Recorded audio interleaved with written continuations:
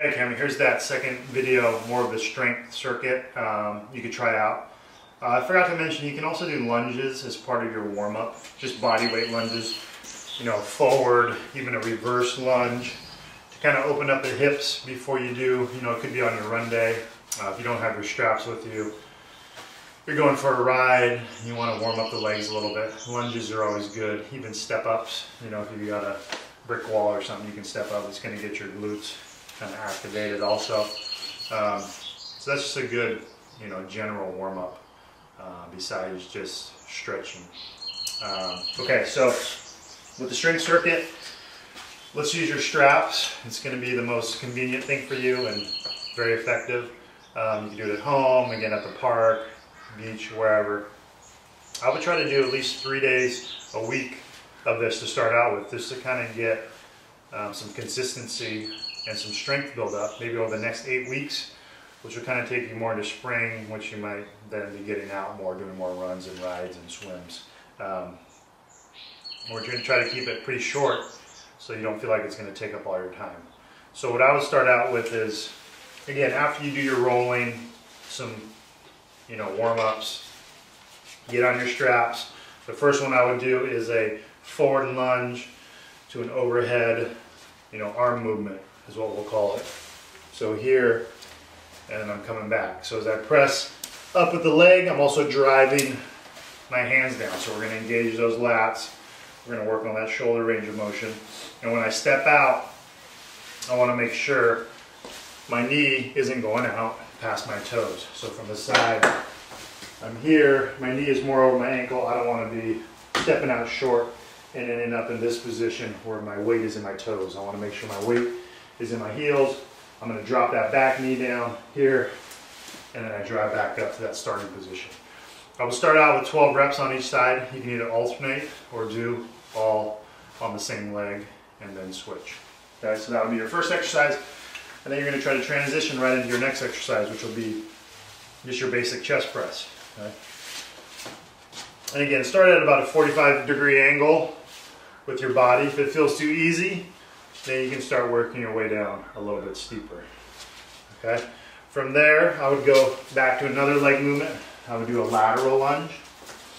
This is going to get you into a frontal plane movement and out of the front to back sagittal plane, which you work out in quite a bit. So I'm going to step out to the side. And again, making sure I step out far enough and then sit back, drive position. Same thing, 12 on each side, either alternating or all on the same side. From the side, if I'm here, it's going to look like this, where I really push my hips back, not letting the knee go into the toes. Okay, so I'm going to step, sit, and I'm going to use those straps to take a little bit of my weight off if I need to really let my butt drop back. Okay, so that's the key on that one. Also keeping both feet straight forward and staying on the ground so that I get the stretch to that straight leg side. If I let that foot roll up, I'm going to lose that stretch. So I want to get the stretch too. Okay. Coming back. Then I will go to a pull. I did a push with the chest press, pull. We'll just do our back row. Okay. And I want to think about pulling those shoulder blades together. I'm not shrugging, so I want to make sure my shoulders stay depressed, but I want to pinch those shoulder blades together. And I'm going to start with my shoulders internally rotated, and then as I pull up, I'm going to go to external rotation. So internal, external. Okay? And I learned that from Michael Boyle, who's a strength and conditioning coach on the East Coast. He's basically saying it's a lot more of a natural movement for the shoulders. There's not as much grinding on that rotator cuff. I just did this kind of motion. So nice and smooth, pulling the shoulder blades together. And again, you get steeper with your body position as you get stronger. Okay. From there, we go back to the legs, single leg squat. Really good exercise. A couple of different ways you can do it, but we're going to do it where you're dropping the leg straight back this way. Okay, so I'm going to be on the straps here. As I drop down, I'm letting this back leg drop back. I'll try to keep my foot off the ground with that back leg. If I need to tap it down, I could. But for the most part, I'm going to keep it off the ground, and then I'm going to finish in a high knee position. Okay?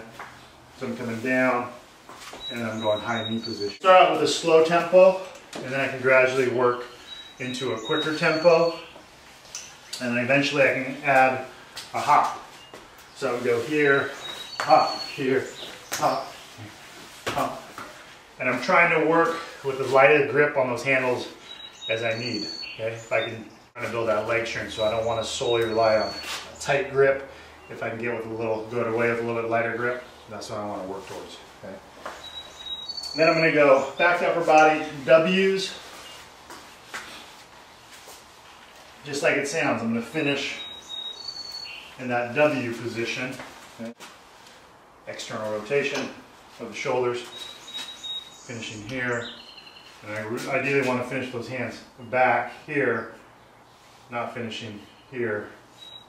Force those shoulders to externally rotate. That, and then I would finish with just a basic tricep extension. Right, keeping my elbows in the same position. I'm just hinging, keeping my wrists flat. I'm keeping my navel in tight, and my hips are pressed forward so my butt's not sticking out.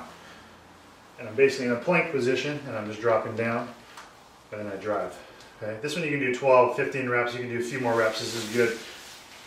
Finishing that swim stroke, you're using your triceps a lot. Okay. If I want to add an extra core exercise, I can go here to Superman extension, getting out onto my toes.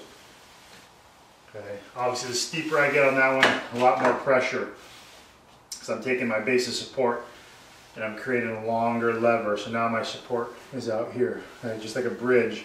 I need to create that pillar here by contracting my abdominals and staying nice and tight. Go for, again, 2 or 3 times a week consistently. So you've got your Tuesday, Thursday, you're on your straps, you're going through that circuit 3 times, 12 reps of everything.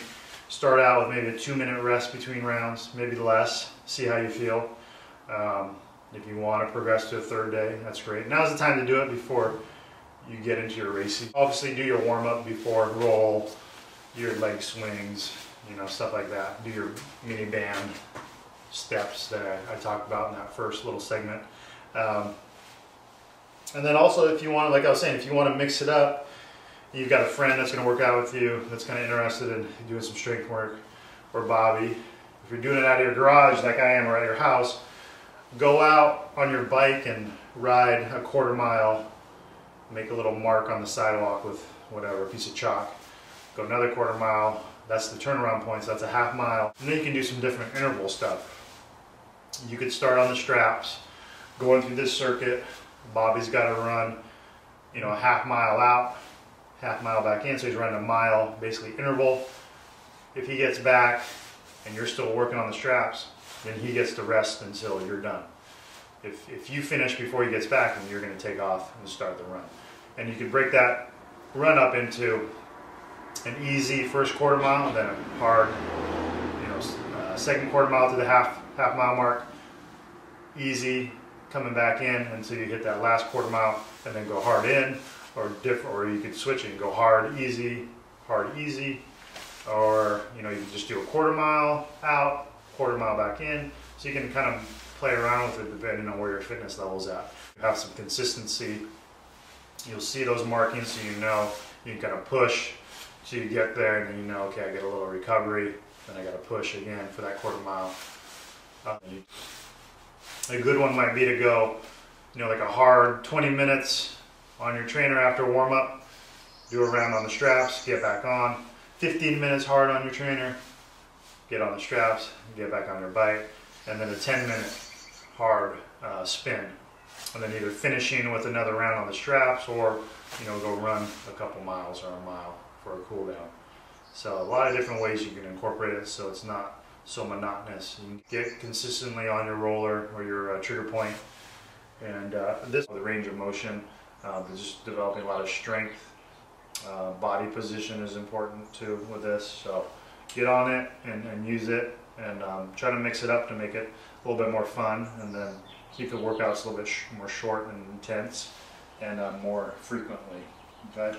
Again, call me or email me if you guys have any questions, and that's it. Okay, thanks. Bye.